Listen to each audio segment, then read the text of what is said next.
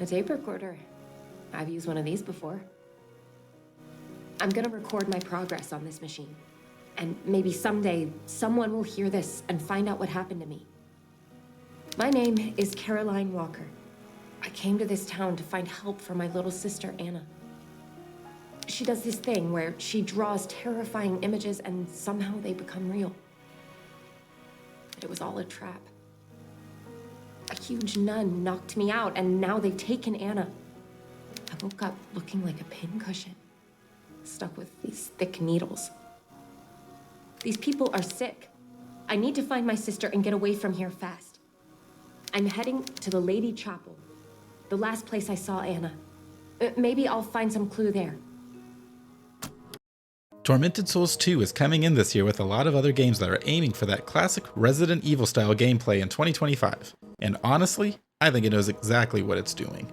Welcome in everyone, I'm Bailey with Jurassic Gaming, and today we're looking at the demo for Tormented Souls 2. So Tormented Souls 2 is a direct sequel to the original that dropped in 2021. It's developed by Dual Effect and published by P-Cube, and the demo just hit Steam on June 6th. There's no full release date yet, just a general late 2025 window, but it's planned for PlayStation 5, Xbox Series X and S, Steam, Epic, and GOG.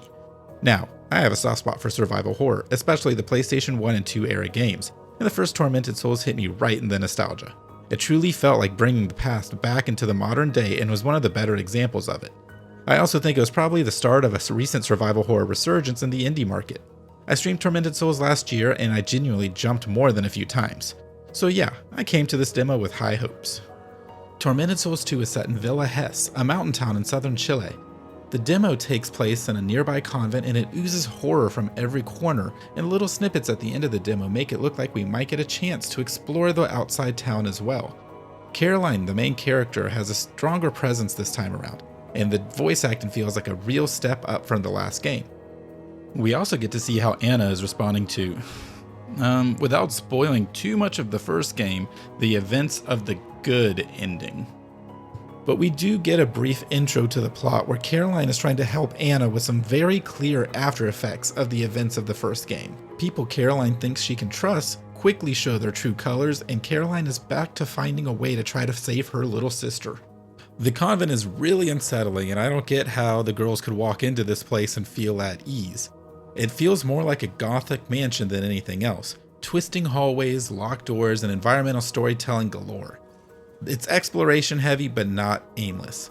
The game helps nudge you in the right direction, especially early on with great use of darkness and enemies to guide the player.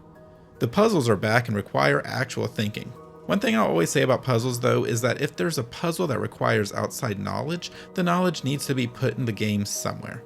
For this I'm speaking about the chess puzzle where you match the chess pieces to a note that has the movements with L, plus, stars, and things like that to describe the pieces movement to open a cipher.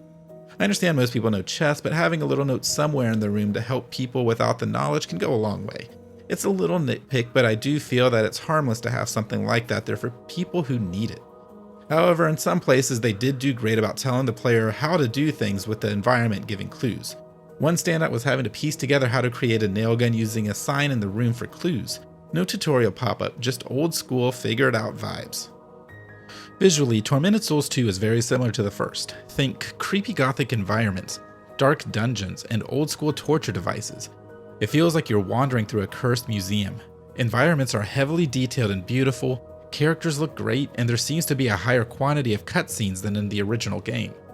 Performance-wise, everything ran solid. I had a little stutter at the beginning of some cutscenes, but once I was in the game, everything ran smooth. There was no real bugs, no frame rate issues, or anything crazy like that. The sound design is what really pulls you in though. Ambient whispers, echoing wind, and just enough music to keep the tension simmering. There's this piano motif that plays in save rooms that honestly feels comforting and eerie at the same time. Think the Resident Evil 3 Nemesis save room.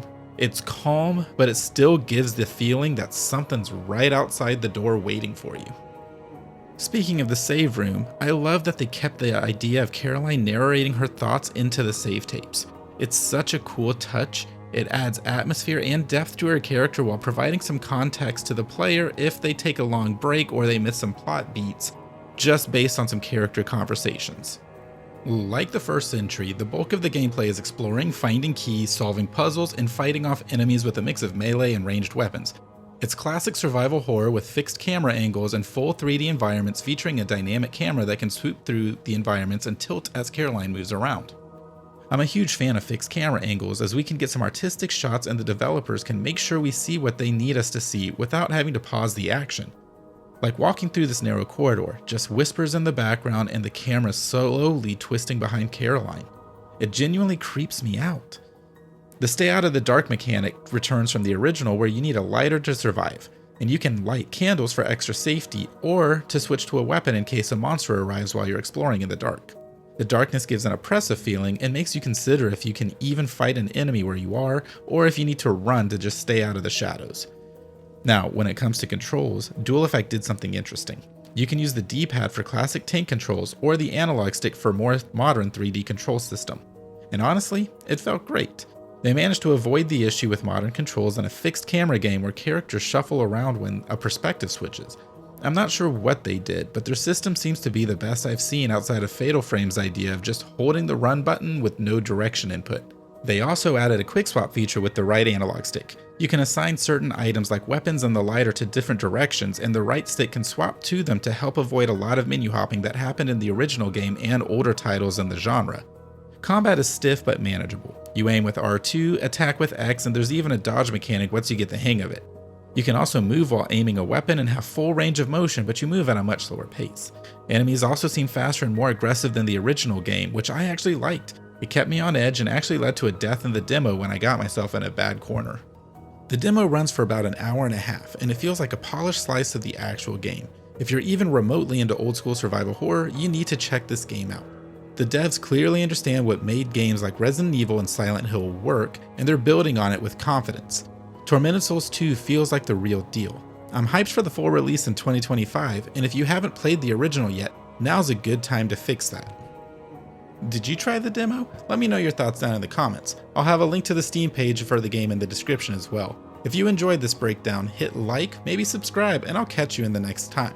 Until then, keep your lighter handy. You'll never know what's hiding in the dark.